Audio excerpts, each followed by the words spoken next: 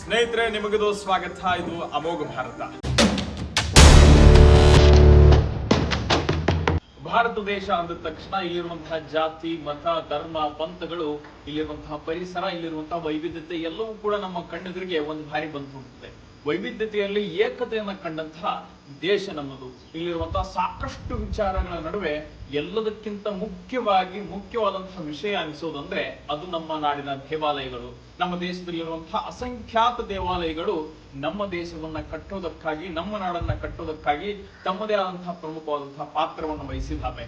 ದೇವಾಲಯಗಳು ಅಂದ ತಕ್ಷಣ ನಮ್ಮ ರಾಜ ಮಹಾರಾಜರುಗಳು, ನಮ್ಮ ಪ್ರಾಚೀನ ಹಿಂದಿನ ಕಾಲದಿಂದಲೂ ಬಂದಂತಹ ಅದೆಷ್ಟೋ ಜನರು ತಾವು ತಮಗಿಂತಲೂ ಹೆಚ್ಚಾಗಿ ಪ್ರಾಮುಖ್ಯತೆಯನ್ನು ಕೊಟ್ಟಿದ್ದು ದೇವಾಲಯಗಳಿಗೆ. ಅತಿರಥ, ಮಹಾರಥ, ಧೀರರು ಅನಿಸಿಕೊಂಡಂತಹ ರಾಜ ಮಹಾರಾಜರುಗಳೆಲ್ಲ ಒಂದು ತಂದೆ ತಾಯಿಗೆ ತಲೆ ಬಾಗ್ತಿದ್ರು ಬಿಟ್ರೆ ಅವ್ರು ತಲೆ ಬಾಗ್ತಾ ಇದ್ದಂಥದ್ದು ದೇವಾಲಯಗಳಿಗೆ. ದೇವಾಲಯಗಳ ಮೂಲಕವೇ ಈ ಭಾರತ ಇಷ್ಟು ಗಟ್ಟಿಯಾಗಿ ನಿಲ್ಲೋದಕ್ಕೆ ಸಾಧ್ಯ ಆಗಿರುವಂಥದ್ದು.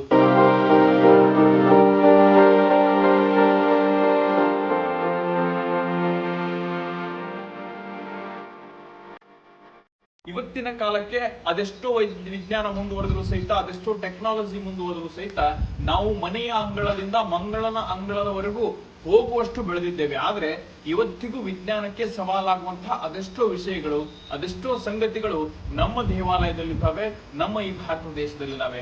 ಅಂತಹದೇ ಒಂದು ದೇವಾಲಯದ ಬಗ್ಗೆ ಇವತ್ತು ನಾವು ತಿಳ್ಕೊಳ್ಳೋಣ. ನೀವೇನು ನಮ್ಮ ಚಾನಲ್ಗೆ ಸಬ್ಸ್ಕ್ರೈಬ್ ಆಗದೆ ಇದ್ರೆ ಇವತ್ತೇ ಸಬ್ಸ್ಕ್ರೈಬ್ ಆಗಿ. ಆಧುನಿಕತೆ, ವಿಜ್ಞಾನ ಇಷ್ಟು ಮುಂದುವರೆದ್ರು ಸಹಿತ ಇವತ್ತಿಗೂ ಸಾಕಷ್ಟು ದೇವಾಲಯಗಳು ತಮ್ಮದೇ ಆದಂತಹ ವ್ಯವಸ್ಥಿತವಾದಂತಹ ಪರಂಪರೆಯೊಂದಿಗೆ ತಮ್ಮನ್ನು ಉಳಿಸಿಕೊಂಡು ಬಂದಿವೆ. ವಿಜ್ಞಾನಕ್ಕೆ ಸವಾಲಾಗುವಂತಹದ್ದು, ವಿಜ್ಞಾನದ ಜೊತೆಗೆ ಕಟ್ಟಿರುವಂತಹ ಸಾಕಷ್ಟು ದೇವಾಲಯಗಳು ಇವತ್ತಿಗೂ ನಮಗೆ ಕಾಣೋದಕ್ಕೆ ಸಿಗ್ತವೆ. ಅಂತಹದ್ದೇ ಒಂದು ದೇವಾಲಯಗಳ ಸಾಲಿನಲ್ಲಿ ಇರುವಂತಹ ದೇವಾಲಯ ಅಂದ್ರೆ ಒರಿಸ್ಸಾದ ಪುರಿಯ ಜಗನ್ನಾಥ ದೇವಾಲಯ.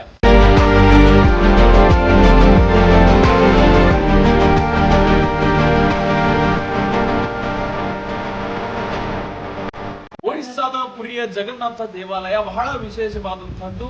ವಿಜ್ಞಾನದೊಂದಿಗೆ ಕಟ್ಟಿರುವಂತಹ ದೇವಾಲಯ ಅಂದ್ರೆ ತಪ್ಪಾಗ್ಲಿಕ್ಕಿಲ್ಲ. ಸಾಕಷ್ಟು ಜನ ಸೇರಿರುವಂತಹ, ಲಕ್ಷಾಂತರ ಜನ ಸೇರುವಂತಹ ಮಹಾರಥೋತ್ಸವಗಳ ಪಟ್ಟಿಯನ್ನು ಮಾಡಿದಾಗ ಅದರಲ್ಲಿ ಒಂದು ದೇವಾಲಯ ಬರುವಂತದ್ದು ಪುರಿಯ ಜಗನ್ನಾಥ ದೇವಾಲಯ. ಪುರಿಯ ಜಗನ್ನಾಥ ದೇವಾಲಯದಲ್ಲಿ ಶ್ರೀಕೃಷ್ಣ ಪರಮಾತ್ಮನ ಹೃದಯವೇ ಇದೆ ಅಂತ ನಂಬಲಾಗ್ತದೆ. ಆ ಹೃದಯ ಇಂದಿಗೂ ಜೀವಂತವಾಗಿದೆ ಅಂತ ನಂಬಲಾಗ್ತದೆ. ಇದರ ಒಂದು ಮಹಾರಥೋತ್ಸವಕ್ಕೆ ಲಕ್ಷಾಂತರ ಭಕ್ತರು ಸೇರ್ತಾರೆ.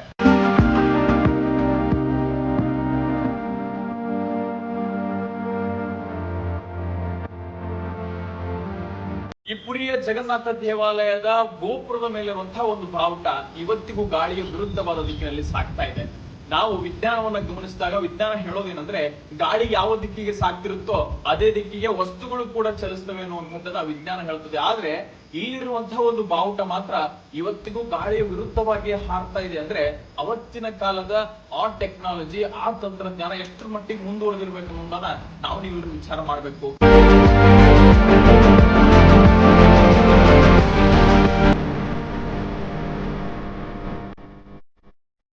ಜೊತೆಗೆ ಮತ್ತೊಂದು ವಿಶೇಷವಾದಂತಹ ವಿಚಾರ ಅಂದ್ರೆ ಗೋಪುರದ ನೆರಳು ಇವತ್ತಿಗೂ ನೆಲಕ್ಕೆ ಬಿದ್ದಿದ್ದು ಉದಾಹರಣೆ ಏನಿಲ್ಲ. ಅದನ್ನು ನೋಡಿದವ್ರ ಇತಿಹಾಸದಲ್ಲಿ ಯಾರು ಕೂಡ ಇಲ್ಲ. ನೆರಳು ಅಂದ ತಕ್ಷಣ ಸೂರ್ಯ ಬಂದ ಮೇಲೆ, ಬೆಳಕು ಬಂದ ಮೇಲೆ ನೆರಳು ಅನ್ನುವಂಥದ್ದು ಬೀಳಲೇಬೇಕು.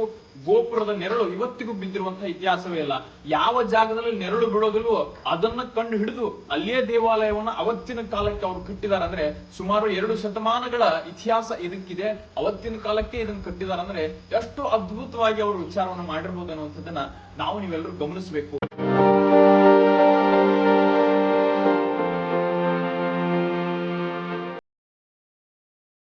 ಈ ಗೋಪುರದ ಮೇಲ್ಪಟ್ಟು ಗೋಪುರಕ್ಕಿಂತ ಎತ್ತರವಾಗಿ ಇದುವರೆಗೂ ಯಾವುದೇ ಪಕ್ಷಿಗಳು ಹಾರಿಲ್ಲ, ಹಾರಾಟವನ್ನ ನಡೆಸೋದು ಇಲ್ಲ.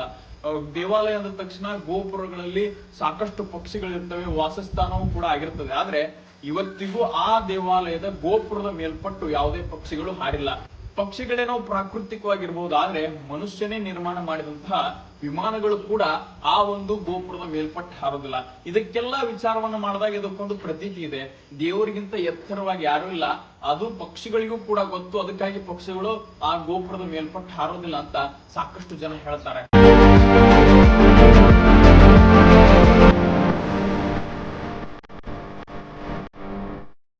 ಈ ದೇವಾಲಯದ ಮೇಲ್ಗಡೆ ಇರುವಂತಹ ಸುದರ್ಶನ ಚಕ್ರ, ಯಾವುದನ್ನ ನಾವು ಶ್ರೀಕೃಷ್ಣ ಪರಮಾತ್ಮನ ಆಯುಧ ಅಂತ ಕರಿತೀವೋ, ಆ ಆಯುಧದ ಒಂದು ಚಿಹ್ನೆ ಆ ಗೋಪುರದ ಮೇಲ್ಗಡೆ ಇದೆ. ಪುರಿಯ ಯಾವುದೇ ಜಾಗದಲ್ಲಿ ನಿಂತು ನೋಡಿದ್ರು ಸಹಿತ ಅದು ನಿಮ್ಗೆ ಕಣ್ಣಿಗೆ ಗೋಚರ ಆಗ್ತದೆ. ಜೊತೆಗೆ ನಮ್ ಕಡೆನೆ ನೋಡ್ತಿದೆ ಏನೋ ಅನ್ನುವಂತಹ ಭಾಸ ಕೂಡ ಆಗ್ತದೆ. ಅಷ್ಟು ಅದ್ಭುತವಾದಂತಹ ಟೆಕ್ನಾಲಜಿಯ ಮೂಲಕ ಕಟ್ಟಿರುವಂತಹ ದೇವಾಲಯ ಅಂದ್ರೆ ಪುರಿಯ ಜಗನ್ನಾಥ ದೇವಾಲಯ.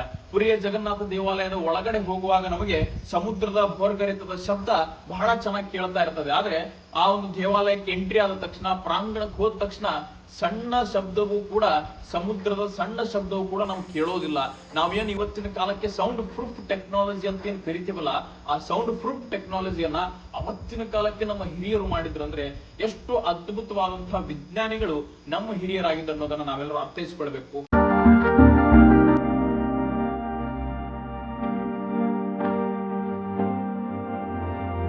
ಆಧುನಿಕ ದಿನಮಾನಕ್ಕೆ ಬಂದ ತಕ್ಷಣ ಅಲ್ಲಿ ಪ್ರತಿ ದಿವಸ 2,000ದಿಂದ 2,00,000ದವರೆಗೆ ಭಕ್ತಾದಿಗಳು ಬಂದು ಪ್ರಸಾದವನ್ನು ಸ್ವೀಕರಿಸಿ ಹೋಗ್ತಾರೆ. ಇವತ್ತಿನವರೆಗೂ ಕೂಡ ಒಂದೇ ಒಂದು ತುತ್ತು ಪ್ರಸಾದ ವ್ಯರ್ಥವಾದಂತಹ ಉದಾಹರಣೆನೇ ಇಲ್ಲ ಅಂತ ಅಲ್ಲಿರೋರು ಹೇಳ್ತಾರೆ.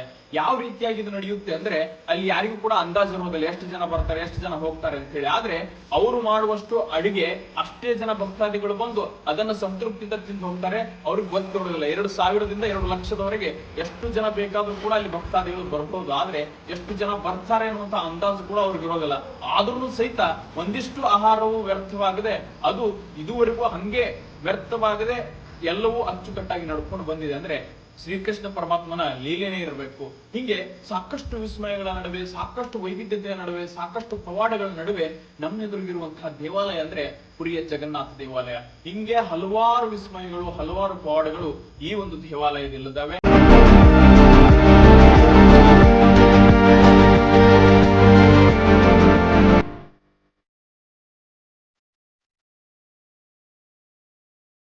ಇವತ್ತಿನ ಕಾಲಕ್ಕೆ ಅದೆಷ್ಟೋ ಟೆಕ್ನಾಲಜಿ ಮುಂದುವರೆದ್ರು ಸಹಿತ, ಅದೆಷ್ಟೋ ವಿಜ್ಞಾನ ಮುಂದುವರೆದ್ರು ಸಹಿತ ಇಂತಹ ದೇವಾಲಯಗಳ ಬಗ್ಗೆ ತಿಳ್ಕೊಳ್ಬೇಕಾದಂತಹ ಅನಿವಾರ್ಯತೆ ನಿಮ್ಮೆಲ್ಲರದು.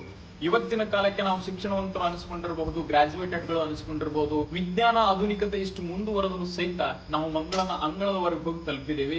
ಸಾಕಷ್ಟು ವೈಜ್ಞಾನಿಕ ಸಂಶೋಧನೆಗಳನ್ನ ಮಾಡಿದೀವಿ. ಆದ್ರೆ ಅವತ್ತಿನ ಕಾಲಕ್ಕೆ ನಮ್ಮ ಹಿರಿಯರು ವಿಜ್ಞಾನಿಗಳಿಗಿಂತ ಹೆಚ್ಚಿನ ವಿಜ್ಞಾನಿಗಳಾಗಿದ್ರು. ಅವರಿಗೆ ಸೈನ್ಸ್ ಎನ್ನುವಂತ ಶಬ್ದ ಗೊತ್ತಿಲ್ಲದೆ ಇರಬಹುದು, ವಿಜ್ಞಾನದ ಪರಿಕಲ್ಪನೆಗಳು ಗೊತ್ತಿಲ್ಲದೆ ಇರಬಹುದು. ಆದ್ರೆ ಅವ್ರಿಗೆ ಪೇಟೆಂಟ್ ತೆಗೆದುಕೊಳ್ಳುವಂತಹ ವ್ಯವಸ್ಥೆ ಇರಲಿಲ್ಲ. ಪೇಟೆಂಟ್ ತೆಗೆದುಕೊಳ್ಳುವಂತಹ ವ್ಯವಸ್ಥೆ ಏನಾದ್ರು ಇದ್ದಿದ್ರೆ ಇವತ್ತಿನ ಕಾಲಕ್ಕೆ ಭಾರತದ ಚಿತ್ರಣವೇ ಬದಲಿಯಾಗಿರ್ತಿತ್ತು. ಅಷ್ಟು ಅದ್ಭುತವಾಗಿ ವಿಜ್ಞಾನದ ಮೂಲಕ ಧರ್ಮದ ತಳಹದಿಯಲ್ಲಿ ಕಟ್ಟಿರುವಂತಹ ಅದೆಷ್ಟೋ ದೇವಾಲಯಗಳು ನಮ್ಗೆ ನೋಡೋದಕ್ಕೆ ಸಿಗ್ತವೆ. ಪ್ರತಿಯೊಂದು ಗ್ರಾಮದಲ್ಲಿರುವಂತಹ ಪ್ರತಿಯೊಂದು ದೇವಾಲಯಗಳು ಕೂಡ ಒಂದೊಂದು ಕಥೆಯನ್ನ ಹೇಳ್ತವೆ. ಅಷ್ಟು ಅದ್ಭುತವಾಗಿ ಈ ದೇಶವನ್ನ ನಮ್ಮ ಹಿರಿಯರು ಕಟ್ಟಿದ್ದಾರೆ.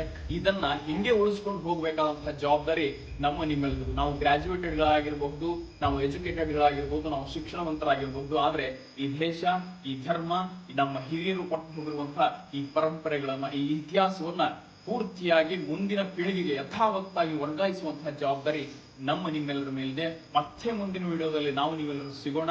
ಅಲ್ಲಿವರೆಗೂ ನಮ್ಮ ಅಮೋಘ ಭಾರತವನ್ನ ನೀವೆಲ್ಲರೂ ವೀಕ್ಷಿಸ್ತಾ ಇರಿ. ನೀವಿನ್ನೂ ನಮ್ಮ ಚಾನಲ್ಗೆ ಸಬ್ಸ್ಕ್ರೈಬ್ ಮಾಡದೇ ಇದ್ರೆ ಇವತ್ತೇ ಸಬ್ಸ್ಕ್ರೈಬ್ ಮಾಡಿ ಅಂತ ಕೇಳ್ಕೊಳ್ತಾ ಮತ್ತೆ ಮುಂದಿನ ವಿಡಿಯೋದಲ್ಲಿ ಭೇಟಿಯಾಗೋಣ. ನಮಸ್ಕಾರ. ವಂದೇ ಮಾತರಂ.